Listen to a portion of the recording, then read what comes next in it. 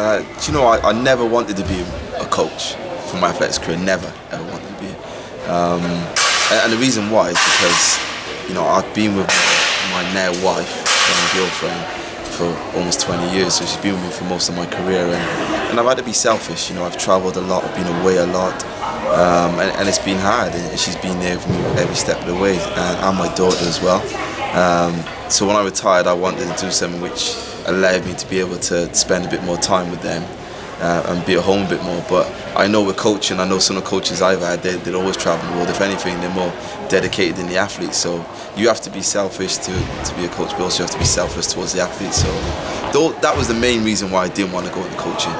But now I have done it. It's fun, and I enjoy giving back. There's one thing which I guess I learned towards halfway through my career. I learned that I started to help the youngsters that used to come up, and I didn't want them to make the same mistakes I did, and I wanted them to learn from those mistakes. And before you know it, you're giving advice, and you're giving good advice. And you know how I guess got into coaching. I kind of fell into it when well, you have to be passionate about what you do. You have to be selfless, because you have to be there for the athlete or the sports person. You have to be encouraging. You have to be, I guess, a rock. Yeah, you almost have to be a parent figure at times, and you know, and you've got to be direct at times as well. You've got to be honest. And that's one thing I've learned, that at times you have to be honest with the athlete, even though you know you feel like they might not like it. You have to be honest enough to, if you know it's going to be for the greater good, that is. And sometimes you might have to just hold back a little bit of information just so that it doesn't clog their mind. So it's a bit of a juggling act with coaching. I think you've got to understand the person. One thing I always say personally, you know, and I want to speak from my heart rather than say the traditional things everyone says, is that I think when you're coaching, you've got to coach what's in front of you. We're all individuals, you know, we're all born differently, but yet we're very much the same.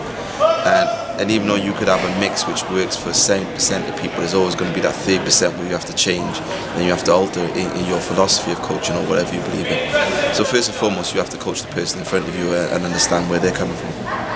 I like to say it's what I've learned. You know, I'm not going to sit here and go, I'm an experienced coach, I'm a super coach. No, I've gone into coaching and yes, it's gone really well for me thus far. But, you know, I've just learned from, you know, the great coaches I've had. I've been lucky enough to have great coaches. You know, when I look at the likes of my first coach, Jock Anderson, such an amazing coach.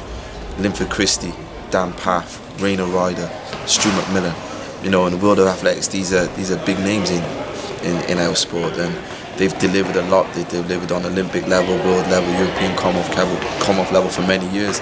You know, and they all got their strengths, and they all got their weaknesses. And what I realised is that, you know, one shoe doesn't fit all. So not one of these coaches could have coached a certain athlete. You know, they could have coached him all different ways, and some may have got the best out of him, some may not. And I guess it's just being able to recognise and understand what you need the right tools for, and what they've given me has helped me to put more tools in my box. So when I've got an issue, I've got a problem with my athlete, I try and dip into or try and call for them for advice to try and help me along. Oh, loads. You know, I said it.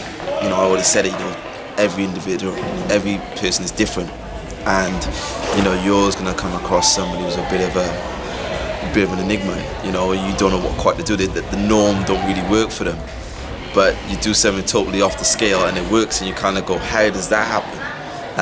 And again, you just got to totally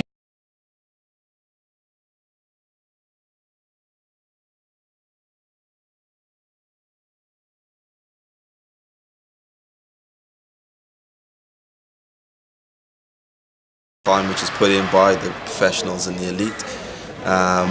But what you'll find is that with the community side of things, you'll get big gains from doing little work.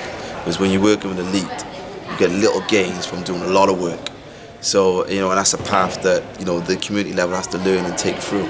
And they will learn that as they grow older and start to evolve in their sport, that, you know, they'd have to do a lot more to get those little marginal gains. So that's the one thing I have noticed, and I've noticed that, you know, with the community side of it, I enjoy it. It's fun. I like engaging. I love making a difference. I love helping them. I love the fact that, you know, things which I took for granted for 20 odd years doing for sport can really be a big benefit to other people, and I like doing it. I enjoy that. And the elite side of things, you know, it's good to be amongst it. You know, I miss being on the track. I miss being out there, battling against the best in the world, and figuring out who's going to be on top. You know, when you make a final of an Olympics or Worlds and it's just your top 8 and it's just down to you guys, you sat in that cold room. I love that feeling. So to be able to test yourself against the best when you're working with your elite athletes and just watching them go out there and perform and do what they have to do. Yeah, I love that, you know, and I love the fact is that I try to help someone try to fulfill their dreams.